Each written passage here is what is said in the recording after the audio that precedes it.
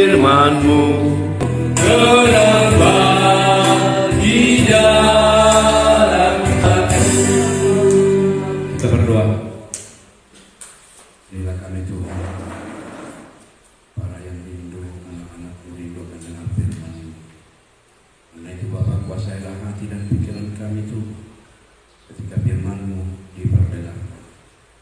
Kalau satu hati Tuhan, apapun bentuknya kuasa si jahat yang mengganggu pikiran kami, yang membuat kami tidak konsentrasi, dipatahkan itu, kami hancurkan itu di dalam nama Yesus. Kami siap mendengarkan firman-Mu Tuhan. Berkati hamba-Mu yang penuh dengan keterpaksaan dalam penyampaian firman-Mu. Dalam Yesus Kristus kami berdoa dan mengucap syukur. Sama-sama kita katakan amin. Shalom. Shalom. Ada sukacita Bapak Ibu? Ada sukacita? Amin. Baiklah. Ada sukacita Bang Damai? Ada. Kenapa Bang Damai bersukacita?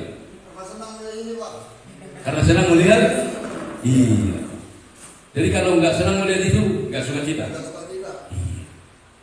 Bang Amos kenapa bersukacita? Karena saya sehat. Apakah kita bisa bersukacita ketika keadaan kita tidak baik? Gak bisa ya. Kita sedang mengalami sebuah masalah yang begitu besar. Apakah kita mampu untuk bersukacita? Tidak bisa kan? Tidak mampu. Kalau ketika kita tidak dekat dengan Tuhan, kita tidak mampu. Hari ini Bapak Ibu, kita mau belajar kepada seorang perempuan yang mampu bersukacita walaupun keadaannya sudah sangat tidak enak situasinya. Tapi dia mampu bersukacita karena apa? Karena Tuhan. Bukan damai, Bapak damai. Iya. Iya. Jadi dia mampu bersukacita Bapak Ibu. Walaupun keadaannya sudah mau dikucilkan orang, tapi dia mampu bersukacita. Ini yang mau kita pelajari dan mau kita lihat hari ini. Mari kita buka Alkitab kita. Siapa yang bawa Alkitab ada di situ? Ada berapa orang? Satu aja. Kita berdua dalam ganti-gantiannya. Buka kitab Lukas pasal yang pertama, ayat yang ke-46 hingga ayat yang ke-55.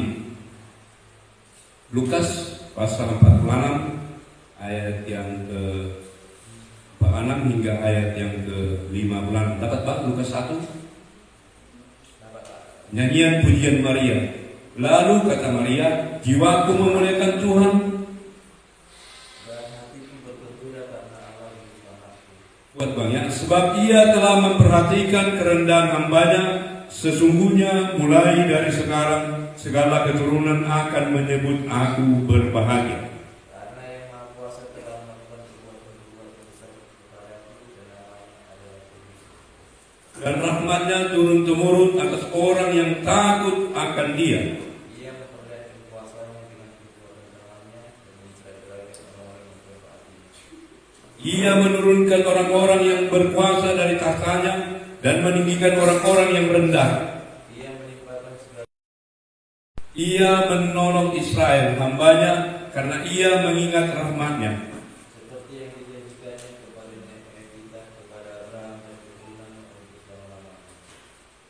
Ya, demikian bunyi firman Tuhan. Bapak Ibu Saudara kekasih dalam Kristus Yesus, sebuah nyanyian lahir ada karena sebuah pengalaman hidup seseorang.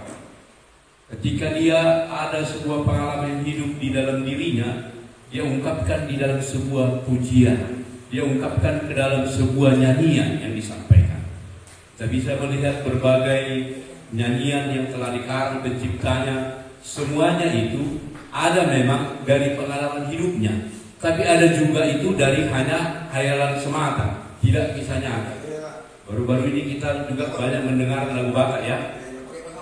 Iya, lagu Batak yang begitu viral, yang dinyanyikan, diciptakan oleh padiban kami ya, Herlina itu ya, yang membilang Margogo Ijo Barika. Pernah kita dengar itu lagunya, begitu viral itu lagunya. Kenapa? Situasinya bagaimana dia menanggapi seorang ayah yang begitu luar biasa menyekolahkan anaknya dengan berbagai usaha yang dilakukan. Sama seperti Bapak Ibu, kisah dari Maria ini, dia adalah menaikkan sebuah puji-pujian kepada Tuhan.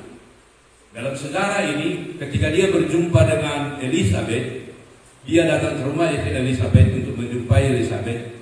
Apa kata Elizabeth kepada dia di ayat-ayat sebelumnya? Mengapa ibu Tuhanku datang menjumpai aku?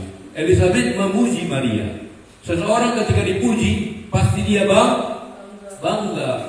Ini Pak Nabi jauh kali suaranya, pasti dia bangga, wajar. Tapi ketika Elizabeth memuji Maria, Maria tidak merasa bangga Bapak Ibu. Tapi apa? Ketika pujian disampaikan, dia katakan apa? Dia memuji Tuhan. Dia puji Tuhan.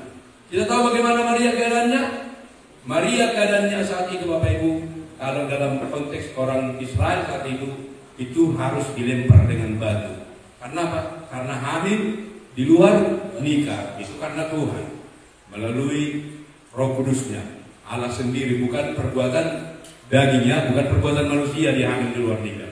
Tapi kalau dalam konteks orang Israel pada saat itu Bapak Ibu, kita bisa melihat di Ulangan pasal yang ke-22 ayat yang ke-20 demikian bunyinya. Tetapi jika tuduhan itu benar dan tidak didapatinya tanda-tanda keperawanan pada si gadis, maka haruslah si gadis dibawa keluar ke depan pintu rumah ayahnya, dan orang-orang sekota haruslah melempari dia dengan batu sehingga mati, sebab dia telah menodai orang Israel dengan bersundel di rumah ayahnya. Demikianlah harus kau hapus yang jahat dari tengah-tengah mereka. Itulah Bapak Ibu hukuman kepada seorang yang hamil di luar nikah. Tentu kalau sudah keadaan seperti itu, Maria ini sebenarnya kalau secara dunia dia itu sudah frustrasi, bahkan sudah mengarah kepada bunuh diri Bapak Ibu, karena sudah dikucilkan, dikeluarkan, bahkan tidak pantas lagi dia hidup. Dalam arti Bapak Ibu, inilah dasarnya. Tidak, situasinya Maria saat itu situasi yang sulit, sangat sulit. Tapi apa yang dilakukan Maria? Dia bernyanyi Bapak Ibu karena pengalaman hidup yang seperti itu. Karena Tuhan telah memilih dia. Dia bernyanyi, menaikkan pujian kepada Tuhan. Dia sampaikan puji-pujian kepada Tuhan. Inilah khotbah kita saat ini Bapak Ibu, nyanyian pujian Maria. Jika kita melihat di ayat 46 hingga ayat yang ke-41 katanya gini. Lalu kata Maria, jiwaku memuliakan Tuhan dan hatiku bergembira karena Allah juru selamatku. Kata jiwa dan hati ini adalah totalitas. Totalitas Maria memuji Tuhan. Tentu Bapak Ibu bisa mulut kita memuji Tuhan hari ini. Tapi badan kita, pikiran kita kemana? Tori di pikiran kita, jalan-jalan pikiran kita. Iya Bapak Ibu, bisa sekarang badan kita di tempat ini, tapi kita tidak sungguh-sungguh memuji Tuhan. Iya, tidak sungguh-sungguh memuji Tuhan. Tapi Maria di sini jiwanya sama hatinya memuji Tuhan. Dia sungguh-sungguh datang kepada Tuhan. Totalitas hidupnya dia serahkan kepada Tuhan.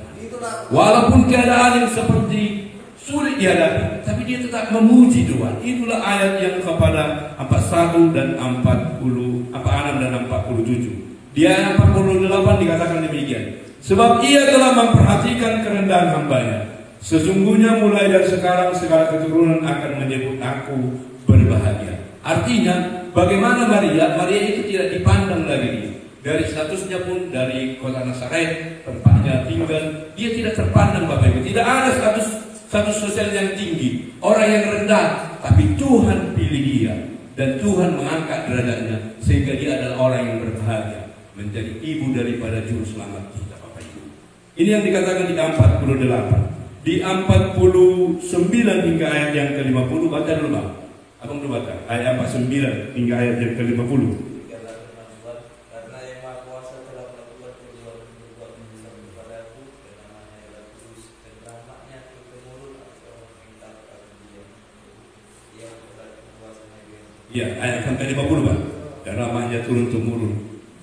Iya. 49 hingga ayat 50 ini mengatakan bahwa Tuhan tidak berubah. Tetap kasih Tuhan itu begitu luar biasa buat setiap orang-orang yang dikasihinya.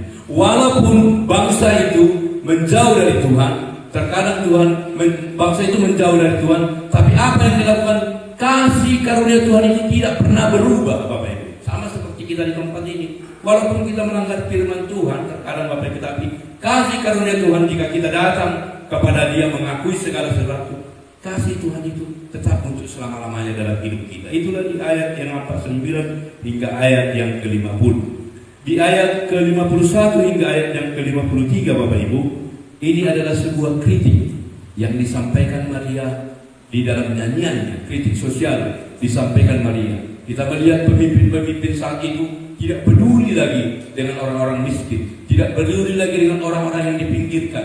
Dinaikkanlah pujiannya, dikritiknya melalui pujian ini, pujian Maria ini Bapak Ibu, kepada orang-orang petinggi-petinggi saat itu yang tidak pernah memperhatikan nasib orang miskin, yang tidak memperhatikan nasib janda dan duda saat itu Bapak Ibu. Mereka sibuk dengan urusan mereka masing-masing, hanya untuk memperkaya diri mereka masing-masing. Ini yang dikatakan dari firman Tuhan tentang nyanyian pujian Maria.